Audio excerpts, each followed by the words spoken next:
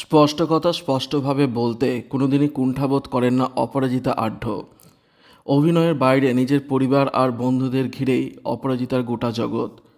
সম্প্রতি সোশ্যাল মিডিয়ায় নিজের দাদার বিয়ের ঝলক প্রকাশ্যে এনেছিলেন অভিনেত্রী। দাদার বিয়ের অনুষ্ঠানে নানান আচার অনুষ্ঠান ধরা পড়েছে অপরাজিতার ফেসবুক, ইনস্টায়।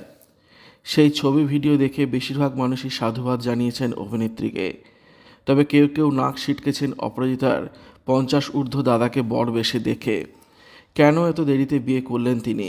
কেন মায়ের মৃত্যুর পর দাদাকে বিয়ে দিলেন অপরাজিতা আঢ্য?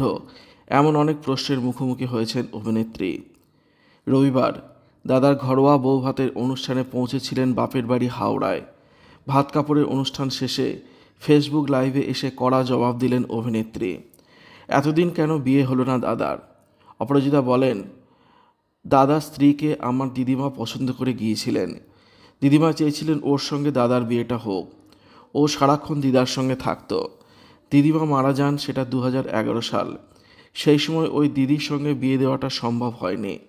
আমাদের পরিবারে কিছু অসুবিধা ছিল। ওর তো ভাই মারা যায়, তার গোটা সংসারে হাল দিদিকে ধরতে হয়েছিল। দাদাকে নিয়ে কথা বলতে গিয়ে একদিকে ইমোশনাল, অন্যদিকে ক্ষুব্ধ অভিনেত্রী।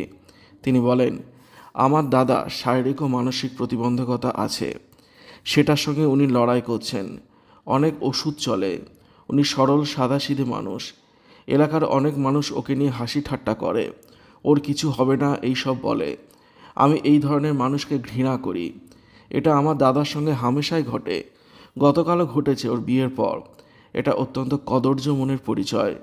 কারোর ভালোতে যদি আপনি খুশি না হন, তাহলে আপনি ঘৃণ্য মনের পরিচয় দিয়েছেন।